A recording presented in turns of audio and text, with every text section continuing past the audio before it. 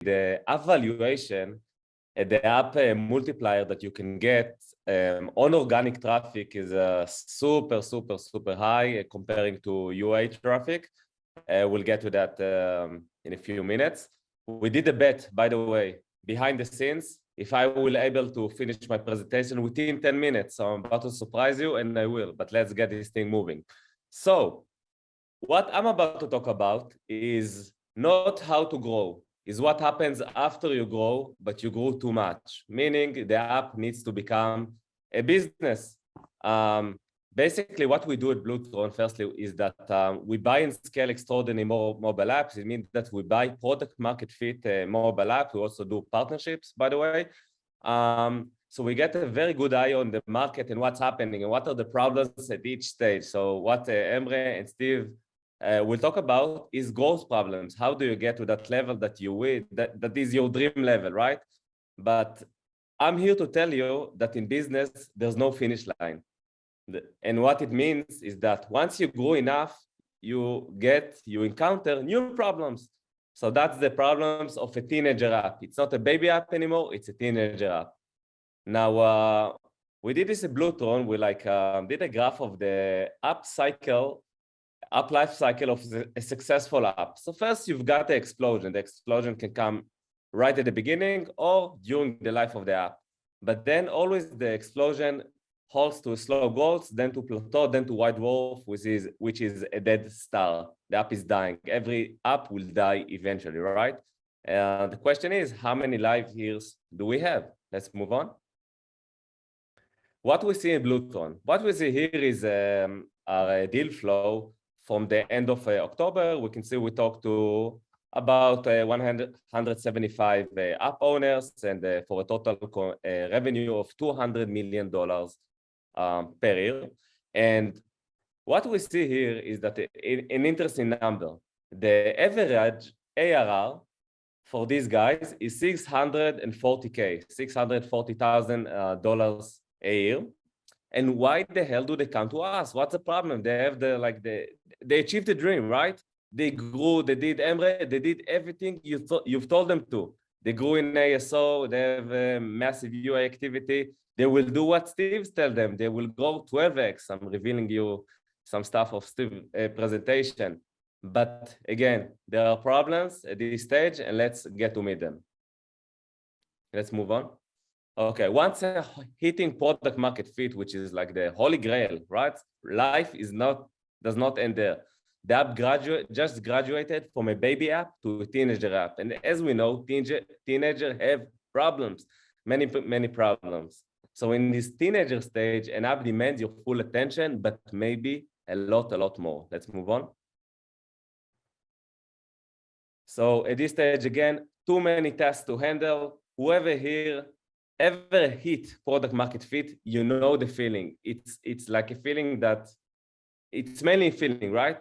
That when you don't have it, you look for growth, you strive for growth. It's hard, but when you do have it, you have enough growth, but you have many other problems. So the solution is know what you're about to face. If you're gonna do what Emre is telling you, if you're gonna do what Steve is telling you, this is what you're about to face. But this is a good solution. You know, life, I think that your quality of life is choosing your own problems, not your problems choosing you.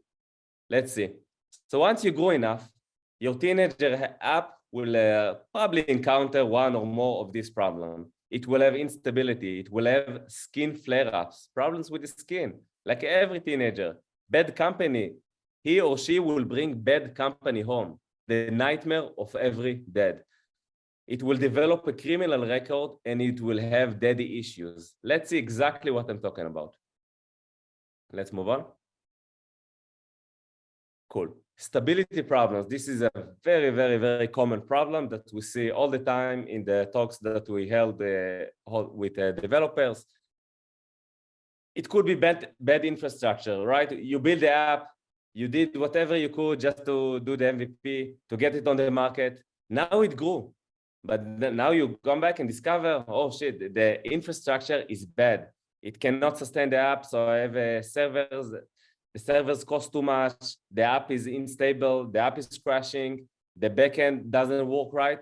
So this is typical problems, and don't get frightened when you encounter it, but you have to go back to the roots and fix it in order to progress.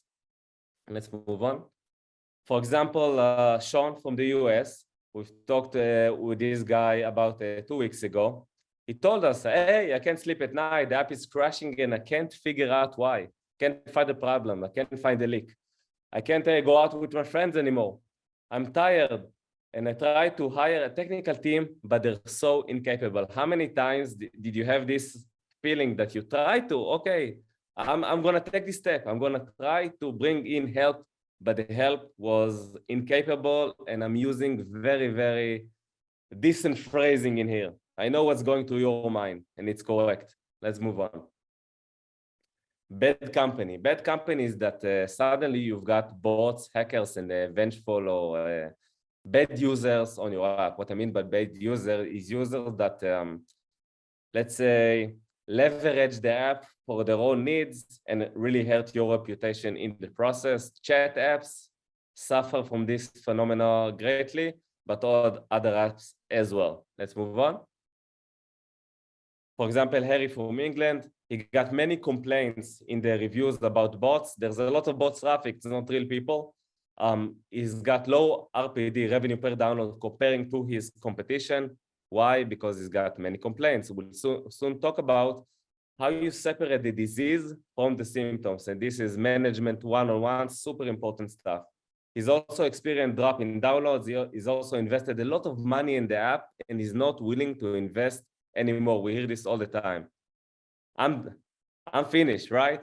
Let me find a way, and I'll also show you the way forward right in about 3 minutes.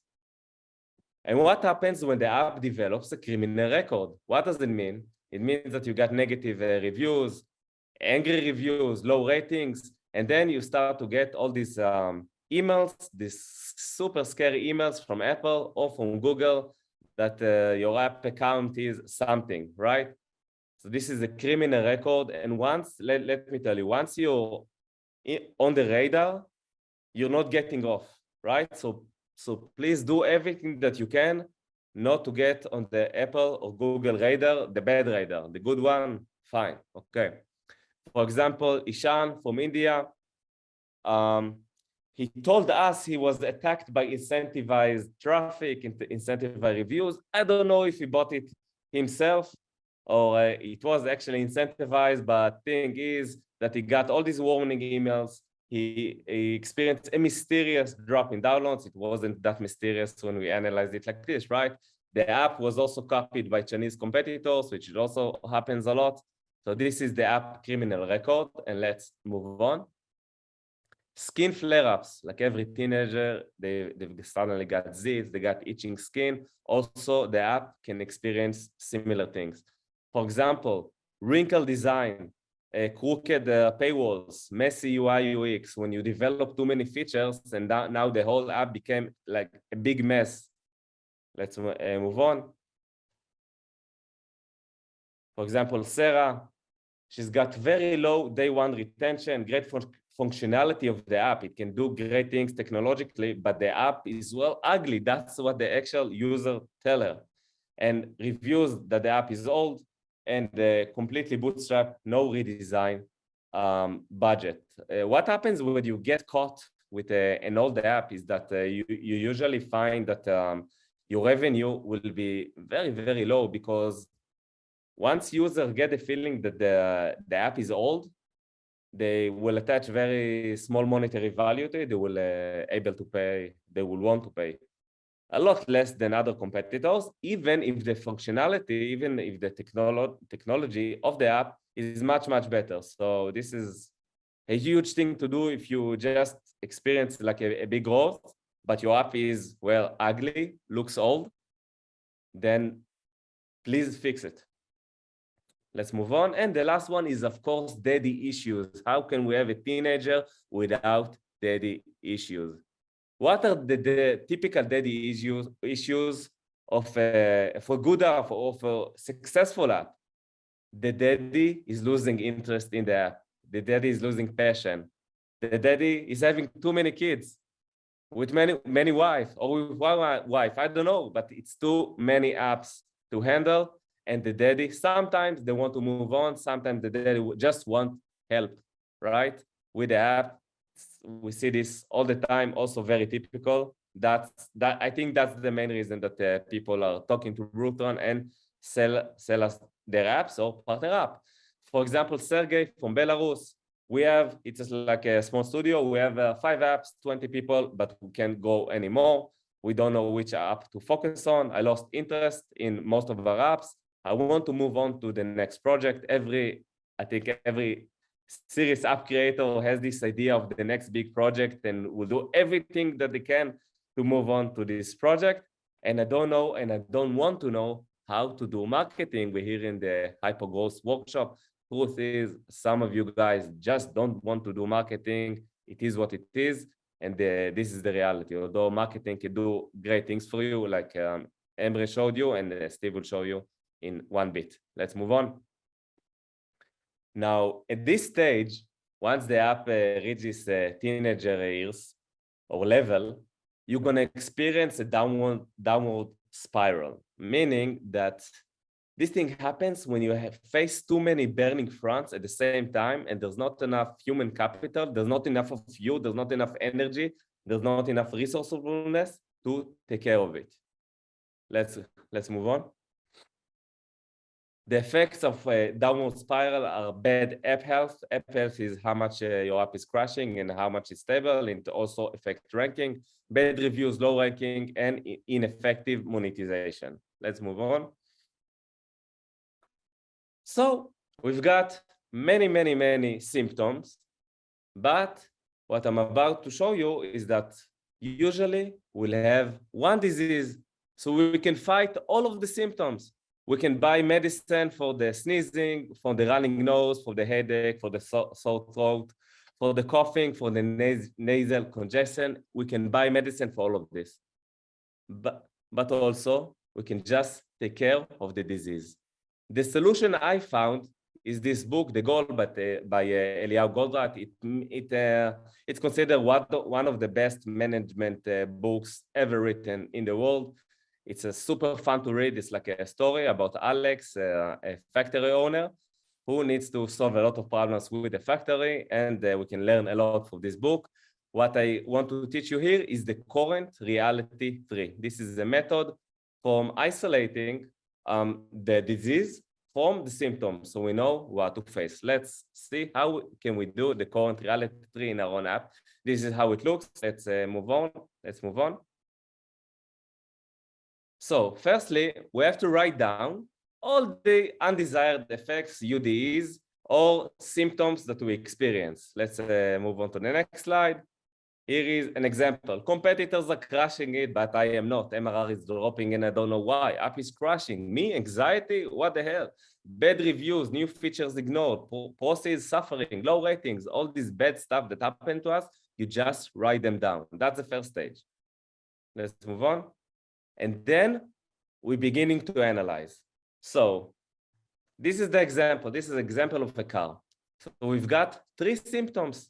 Car engine will not start. The air conditioning is not working. Radio sounds distorted. Okay, what's next? So we think, what led to that problem? Engine needs fuel in order to run. Fuel is not getting to the engine. Air is not able to circulate. The speakers are obstructed. Let's move on. We ask ourselves, what leads to this problem? There is water in the fuel line. Their intake is full of water and the speakers have water in them. And what led to this problem? The car is in the swimming pool. Now, this might sound funny, okay? But when we face many problems and symptoms in our lives, in our app, in our business, we have to deal with reviews. We have to deal with servers. We have to deal with new features. We have to deal with the monetary issue, right? The finance, how much the app is making. Suddenly the server cost is up. Suddenly we pay the 30% Apple fee. If we were on 50% before, suddenly 30%, it changes everything. And you can get in a real shitty situation in this thing and fighting in many fronts. So the way to make your problem clear, to make the root cause clear, to make the disease clear, is to get the car out of the water, is to recognize the real problem, and then, poof, all the symptoms disappear. Let's move on. So where do we go from here? What do you do when you've got a wild, raging teenager app out of control? It just ruins your life. You have 4 options. You can choose your path. You can either build the company yourself through your own financing or through an investment. 2, you can partner up with an experienced growth partner. 3, you can exit. You can just sell your app, get 3, 4, 5 years X on your app and move on. And 4, you could do nothing. But actually, you can do nothing. In business, this is the hard truth, right? In business, you either grow or you die.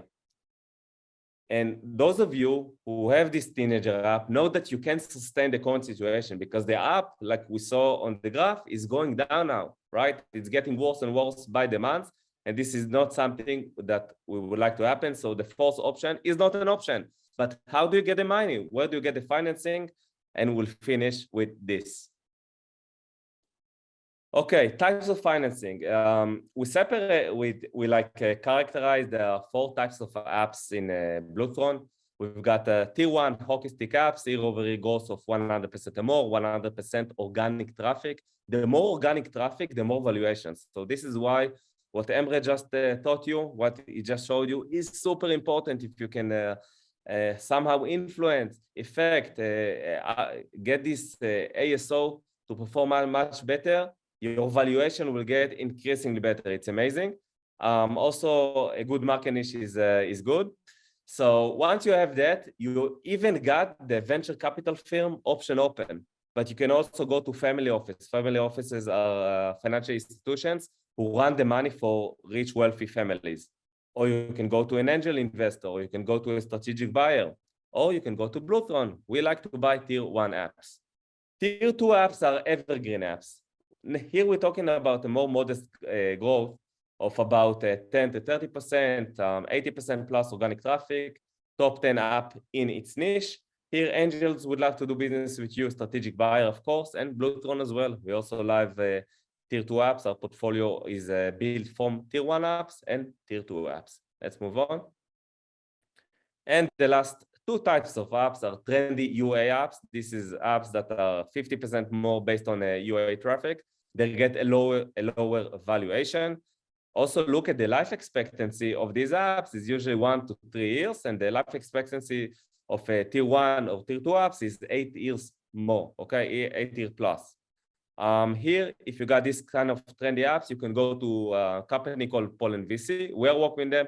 They give you a loan based on your monthly recurring revenue. You can go to your local bank, just take a loan, or if you're lucky, a strategic buyer might buy you out. And tier 4 apps, here I'm talking mainly about startups who didn't manage to find product market fit.